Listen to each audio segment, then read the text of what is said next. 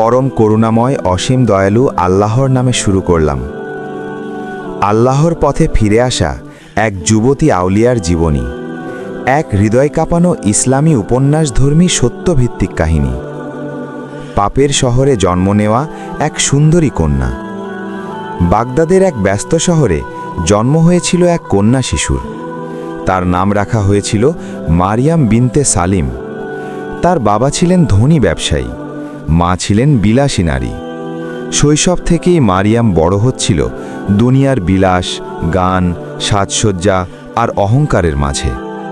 তার পরিবার নামাজের প্রতি উদাসীন ছিল, কোরআনের শিক্ষা ছিল না। সে বড় হতে হতে হয়ে উঠল শহরের সবচেয়ে সুন্দরী যুবতী।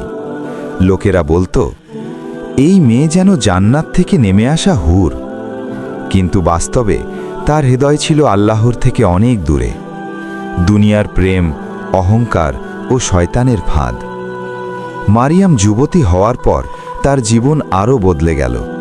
সে ফ্যাশন, পুরুষের দৃষ্টি, মানুষের প্রশংসা সব কিছুর পেছনে পাগল হয়ে গেল। সে বলতো, জীবন একটাই, উপভোগ করাই বুদ্ধিমানের কাজ। কিন্তু সে জানত না, এই উপভোগই তাকে জাহান্নামের দিকে টেনে নিচ্ছে। রাসূল সাল্লাল্লাহু আলাইহি ওয়াসাল্লাম বলেছেন, দুনিয়া হলো মুমিনের কারাগার এবং কাফিরের জান্নাত। সহিহ মুসলিম। এক দরবেশের আগমন। একদিন শহরে গুজব ছড়িয়ে পড়ল, এক আল্লাহর ওয়ালি, এক দরবেশ বুজুর্গ শহরের বাইরে বসবাস করছেন। লোকেরা বলতো, তিনি দিনে রোজা রাখেন, রাতে কাঁদতে কাঁদতে নামাজ পড়েন, দুনিয়ার কিছু চান না, তার দোয়া কবুল হয়। তার নাম ছিল শায়েখ আব্দুর রহমান আল বাসরি। যুবতীর শয়তানি পরীক্ষা। মারিয়াম হাসল। সে বলল, ওলি, দরবেশ, সব ভণ্ডামি, আমি পরীক্ষা করে দেখব। সে সুন্দর পোশাক পরল, সুগন্ধি লাগালো, গয়না পরল। তার উদ্দেশ্য ছিল দরবেশকে ফিতনায় ফেলা। সে একা তার কাছে গেল। দরবেশের তাকওয়া ও ভয়। মারিয়াম বলল, হে শায়েখ, আমি একা কথা বলতে চাই। শায়েখ নিচের দিকে তাকিয়ে বললেন, কন্যা, রাসূল সাল্লাল্লাহু আলাইহি ওয়াসাল্লাম বলেছেন, কোনো পুরুষ কোনো নারীর সাথে একা থাকলে শয়তান তৃতীয় ব্যক্তি হয়। তিরমিজি, আহমদ। তার কণ্ঠ ছিল দৃঢ়, চোখ ছিল ভয় ভরা। যুবতীর হৃদয়ে প্রথম কম্পন। মারিয়াম প্রথমবার এমন পুরুষ দেখল যে তাকে অবহেলা করছে। সে অবাক হয়ে গেল। তার হৃদয়ে এক অজানা কাঁপুনি শুরু হলো। তাওবার আহ্বান। শায়েখ বললেন, কন্যা, তুমি আল্লাহকে ভয় করো। আল্লাহ বলেন, হে আমার বান্দারা, যারা নিজেদের উপর জুলুম করেছ, আল্লাহ রহমত থেকে নিরাশ হও না। সূরা জুমার ৩৯-৫৩। এই আয়াত মারিয়ামের হৃদয়ে বিদ্যুতের মতো আঘাত করল। কান্নার সূচনা। মারিয়াম হঠাৎ কেঁদে ফেলল। সে বলল, আমি কি ক্ষমা পাব? আমি তো অনেক পাপ করেছি। শায়েখ বললেন, রাসূল সাল্লাল্লাহু আলাইহি ওয়াসাল্লাম বলেছেন, যে তওবা করে সে এমন যেন কখনো গুনাহই করেনি। ইবনে মাজা। তাওবার প্রথম রাত। সেই রাতে মারিয়াম ঘরে ফিরে ঘুমাতে পারল না। সে আল্লাহকে ডাকল। সে সিজদায় পড়ে কাঁদল। তার মুখ থেকে বের হল, হে আল্লাহ, আমি তোমাকে ভুলে গিয়েছিলাম, আমাকে ক্ষমা করো। জীবন বদলের সিদ্ধান্ত। পরদিন সে আয়নার সামনে দাঁড়ালো।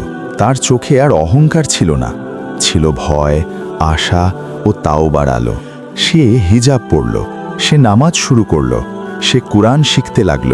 আউলিয়াদের মর্যাদা। শায়েখ তাকে বলতেন, আল্লাহ বলেন, যে আমার ওলির সাথে শত্রুতা করে, আমি তার বিরুদ্ধে যুদ্ধ ঘোষণা করি। এটি একটি হাদিসে কুদসি।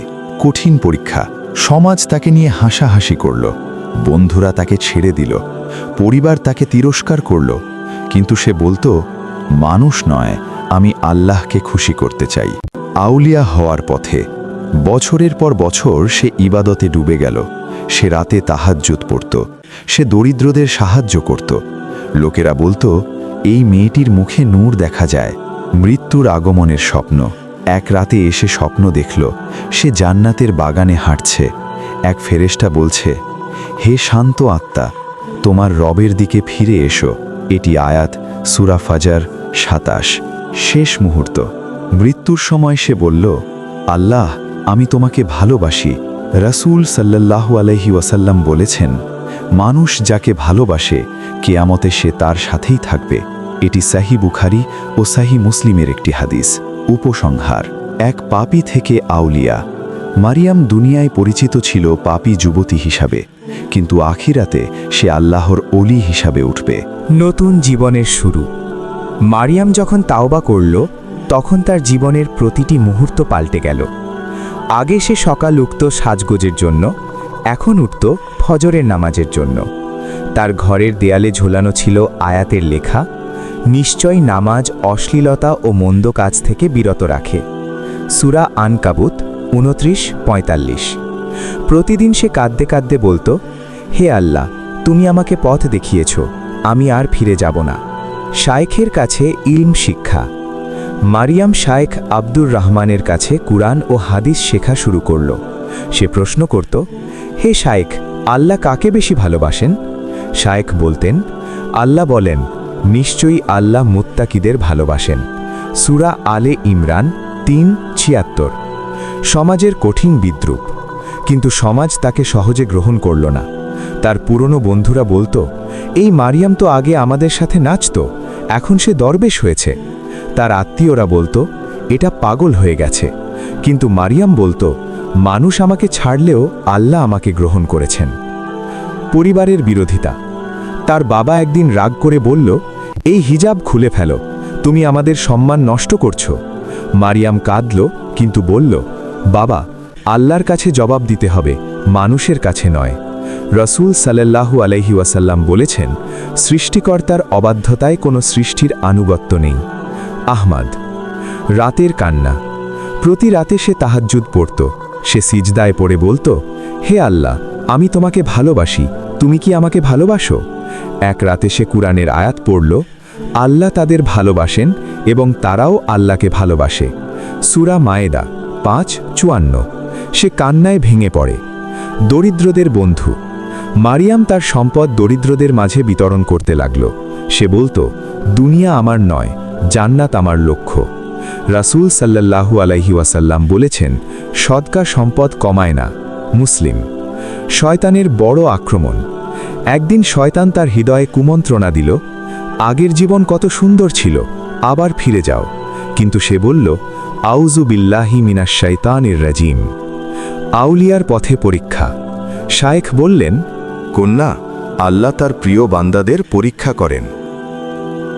রাসূল সাল্লাল্লাহু আলাইহি ওয়াসাল্লাম বলেছেন, সবচেয়ে বেশি পরীক্ষা নবীদের, তারপর সৎ লোকদের। তিরমিজি। অসুস্থতা ও ধৈর্য। এক বছর মারিয়াম কঠিন অসুস্থ হয়ে পড়ল। সে বিছানায় শুয়ে বলতো, হে আল্লাহ, এই কষ্ট আমাকে তোমার কাছে নিয়ে যাবে। অলৌকিক দোয়া কবুল। শায়েখ তার জন্য দোয়া করলেন। হাদিসে আছে, আল্লাহর কিছু বান্দা আছে, তারা আল্লাহর নামে শপথ করলে আল্লাহ তা পূরণ করেন। বুখারী, মুসলিম। লোকেরা বলতো, মারিয়াম সুস্থ হয়ে উঠল এক অলৌকিকভাবে। মানুষের ভালোবাসা। শহরের মানুষ তাকে সম্মান করতে লাগল। তারা বলতো, এই মেয়েটির মুখে নূর আছে। ঔলিয়া হওয়ার আলামত। মারিয়াম আর দুনিয়ার জন্য কাঁদত না, সে কাঁদত কেবল আল্লাহর ভয়ে। রাসূল সাল্লাল্লাহু আলাইহি ওয়াসাল্লাম বলেছেন, যে আল্লাহর ভয়ে কাঁদে সে জাহান্নামে প্রবেশ করবে না। তিরমিজি। জান্নাতের স্বপ্ন। এক রাতে এসে স্বপ্ন দেখল, এক সুন্দর বাগান, নদী, আলো। এক কণ্ঠ বলছে, হে শান্ত আত্মা, তোমার রবের কাছে ফিরে এসো। সূরা ফাজার 89। শেষ ওসিয়ত। মৃত্যুর আগে সে তার পরিবারকে বলল, নামাজ ছাড়ো না, কোরআন ছাড়ো না। মৃত্যুর মুহূর্ত। মারিয়াম কালিমা পড়তে পড়তে ইন্তেকাল করল। তার মুখে ছিল হাসি। রাসূল সাল্লাল্লাহু আলাইহি ওয়াসাল্লাম বলেছেন, যে অবস্থায় মৃত্যু আসে সে অবস্থাতেই মানুষ পুনরুত্থিত হবে। মুসলিম। কবরের নূর। লোকেরা বলতো, তার কবর থেকে নূরের আলো দেখা গেছে। এটি সাহিত্যিক বর্ণনা, বাস্তবে নিশ্চিত করা যায় না। উপসংহার। পাপ থেকে ঔলিয়া। মারিয়াম ছিল একসময় দুনিয়ার দাসী। শেষে হল আল্লাহর ওলি। আকিদা সতর্কতা। এই গল্পটি দাওয়ামূলক ইসলামী উপন্যাস। সব অলৌকিক ঘটনা সহি হাদিস নয়, তবে শিক্ষা কুরআন হাদিস ভিত্তিক। আমরা অনেক কষ্ট করে আপনাদের জন্য এই সুন্দর ইসলামী ভিডিওগুলো তৈরি করে থাকি, যেন আপনারা উপকৃত হতে পারেন। তাই দয়া করে আমাদের চ্যানেলটি সাবস্ক্রাইব করে পাশে থাকা বেল আইকনটি চালু করে রাখুন, যাতে ভবিষ্যতে আরও সুন্দর সুন্দর ইসলামী ভিডিও আপনাদের কাছে পৌঁছে যায়। আপনাদের সমর্থনই আমাদের কাজ করার প্রেরণা। জাযাকাল্লাহু খায়রান।